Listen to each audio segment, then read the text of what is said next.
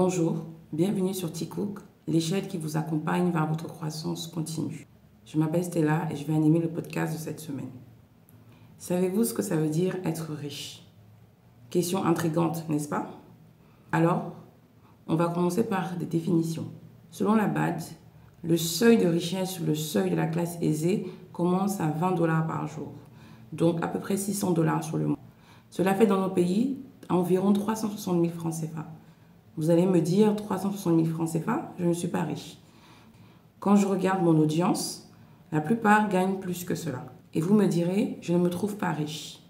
Mais rappelez-vous que 360 000, c'est 10 fois le seuil de pauvreté qui est de $2 par jour. Donc, bien évidemment, selon les pays, peut-être qu'il faudra ajuster ce seuil à la hausse. Malheureusement, nous n'avons pas suffisamment de données pour creuser encore plus. Je me souviens quand même d'une étude dans une entreprise pour laquelle je travaillais qui situait le seuil de richesse à 700 000. Et même là, je sais que beaucoup de personnes auraient à redire. Mais encore une fois, regardez par exemple les SMIC dans nos pays qui oscillent entre 30 000 et 75 000 francs CFA. Et vous conviendrez bien que quand vous gagnez 360 000, 400 000 ou bien 700 000, vous êtes déjà considéré très riche par rapport à la population moyenne. Et ce seuil de $20, en fait, fait en sorte que tous ceux qui gagnent plus de 360 000 par mois représentent 6% de la population africaine. On a malheureusement, comme je le disais, très peu de données pour deep dive dans les pays et pour creuser aussi, par exemple, par type de famille, etc. Ensuite, si je regarde un peu dans les pays occidentaux, on va regarder l'exemple des États-Unis, l'exemple de la France, qui ont des données un peu plus détaillées. Je vais pouvoir vous dire quel est le seuil de richesse et vous me direz si ce sont des seuils qui vous parlent. Donc, quand on regarde les études pour la France, par exemple, il y a beaucoup plus de détails. Parce que là, eux, ils vont regarder aussi la composition du foyer pour déterminer en fait le niveau de richesse. Donc, je vais vous lire un peu les différentes données publiées par l'INSEE et par l'Observatoire des inégalités.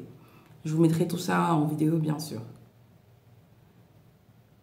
Donc, si on regarde en France, une personne seule est considérée riche quand elle commence à gagner plus de 3 860 € par mois, ce qui fait 2,5 millions chez nous. Et quand on commence à avoir des enfants ou qu'on commence à être en couple, le montant il augmente en fait. Donc typiquement quand je regarde là, une famille monoparentale avec un enfant de moins de 14 ans est considérée riche à partir de 5 018 €. Donc, ce qui veut dire plus de 3,5 millions de chez nous. Ensuite, si on est par exemple en couple sans enfant, on est considéré riche quand le foyer gagne 5 790 €. Ça veut dire à peu près 3,8 millions. Ensuite, quand on est en couple avec un enfant de moins de 14 ans, le seuil de richesse est de 6 948 €, ce qui veut dire... ce qui correspond à 4,6 millions à peu près, et ainsi de suite en fait en montant. Donc après, bien on ne peut pas comparer les pays du continent avec les pays d'Europe en termes de niveau de vie, parce que ce ne sont pas les mêmes niveaux de dépenses, mais ça vous donne une idée de ce qu'être riche là-bas, et permettre aussi de rationaliser peut-être par rapport à l'idée que nous avons ici de ce qu'est quelqu'un de riche. J'ai aussi regardé les statistiques pour les États-Unis de ce qu'on considère être un foyer riche. Là, ce n'est pas en individuel, c'est vraiment le foyer. Donc, quand on regarde les ressources globales du foyer, la classe supérieure, c'est entre 94 000 $ et 153 000 $. Et quand on gagne plus de 153 000 $, on est considéré comme étant riche. Et donc, les 153 000 $ aux États-Unis vont donner en moyenne sur 12 mois 12 750 $, donc plus de 7,6 millions pour le foyer, et là-bas, c'est considéré riche. Encore une fois, il faut faire attention par rapport au niveau de vie en fait, des pays, le niveau des loyers, etc., qui vont en fait engendrer cette différence de niveau de richesse par pays. Donc, si on revient en fait sur notre continent, comme je le disais, à plus de 360 000 par mois au niveau de l'Afrique, on est considéré riche. Ensuite, quand on va un peu aller dans le détail de chacun des pays du continent, pour certains pays, ça sera 400 000, 500 000, 600 000, etc. Mais vous voyez qu'on se situe quand même loin du million pour être considéré riche. Et il est vrai que souvent, quand je discute avec des personnes, on leur demande pour toi à partir de combien tu peux considérer être riche, ça va dépendre. Certains vont dire 2 millions, d'autres vont aller sur 5 millions, 10 millions. Donc, ce que je voulais apporter par là, c'est de dire qu'il faut savoir raison garder et regarder son environnement, regarder le niveau de vie pour reconsidérer les questions de richesse. Ayant dit cela, est-ce qu'il faut seulement s'arrêter sur les revenus du foyer pour considérer le niveau de richesse des personnes? Parce qu'effectivement, on peut avoir de l'argent pendant un temps. On a donc des revenus réguliers, que ce soit des salaires, que ce soit des dividendes, que ce soit des revenus d'une entreprise qu'on a, etc. Mais si demain, cette entreprise, elle tombe ou demain vous perdez votre boulot, est-ce que vous aurez la capacité de continuer à mener la vie que vous avez pendant plusieurs mois? Pas forcément, parce que beaucoup de personnes ont du mal à bien gérer leur argent et au final, en fait, n'ont pas forcément d'économie et peuvent être aisés, c'est-à-dire ils vont gagner plus que les montants dont je viens de parler, mais au final, chaque mois ne garde pas forcément quelque chose et peut-être même, elles n'ont pas de patrimoine. Donc, il est important qu'on fasse une petite pause pour quand même parler de cette notion de patrimoine. Et donc, j'ai pris une définition du Centre national des ressources textuelles et lexicales qui dit que le patrimoine, c'est l'ensemble des biens hérités des ascendants ou réunis et conservés pour être transmis aux descendants. Donc, c'est l'ensemble de vos biens. Ça veut dire que ça peut être des biens immobiliers, des biens financiers, des biens numéraires, etc. Donc, de l'argent, des terrains, des maisons, des actions, des assurances-vie, une entreprise, voilà. Tout ça va être considéré dans le patrimoine. Et c'est un patrimoine que vous pouvez léguer à quelqu'un d'autre. Et donc, il faut souvent faire aussi attention à calculer certaines notions. Il y a le patrimoine brut et le patrimoine net.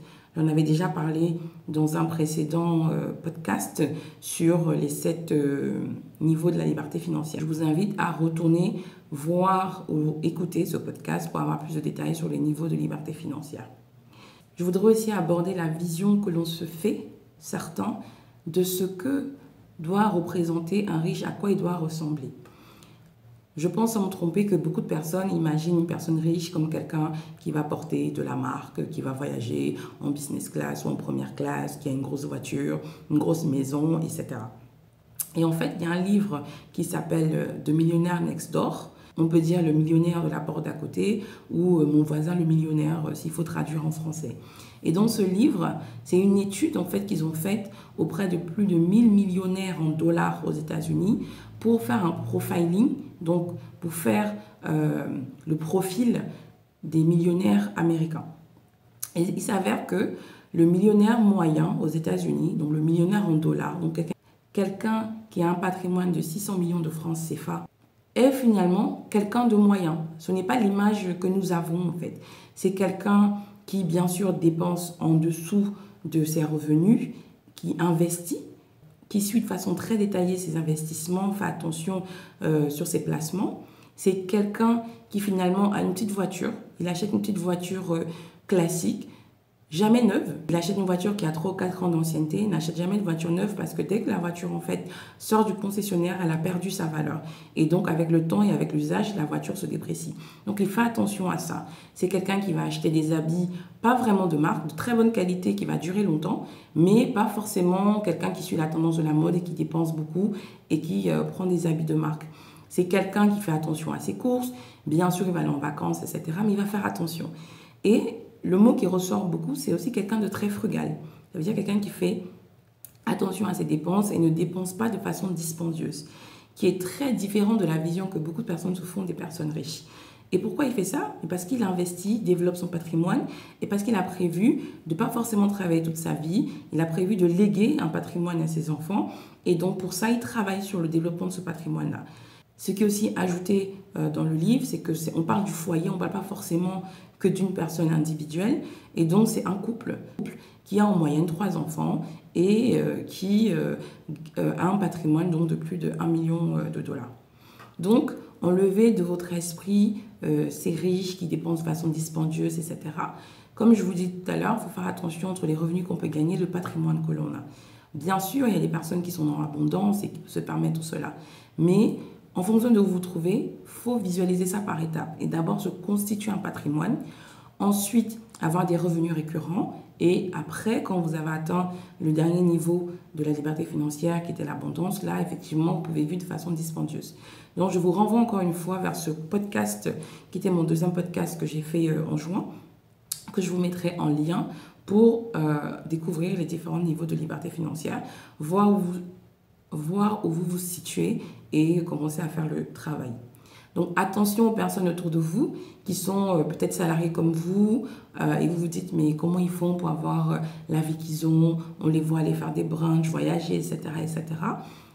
Vous savez, il y a beaucoup de vendeurs d'illusions, beaucoup de personnes qui mettent tous leurs revenus sur eux, mais au final, qui n'ont aucun patrimoine et qui, en fait, du jour au lendemain, souvent tombent. Je pense qu'on a connu beaucoup de personnes autour de nous qui avaient une vie grandiose, qui vivaient la fast life et d'un coup, comme on dit chez nous, se retrouvent au quartier. Et donc, c'est un peu cette notion de dire, attention, il faut bien investir et développer son patrimoine pour se permettre de garder cette richesse. On peut être riche à un moment, mais sur le long terme, la richesse est vraiment tout ce que vous avez généré que vous pouvez passer à vos descendants.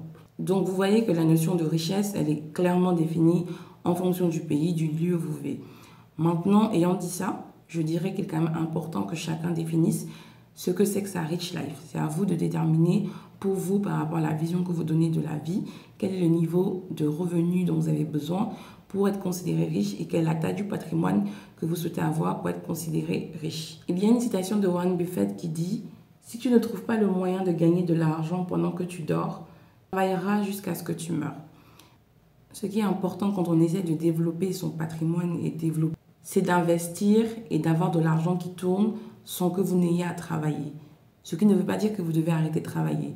Ça veut dire que l'argent que vous gagnez pendant que vous travaillez, vous le placez pour que lui aussi, il se multiplie, il se fructifie. On pourra en parler plus en détail dans d'autres podcasts qui vont arriver. Donc, gardez ça en tête, c'est très important.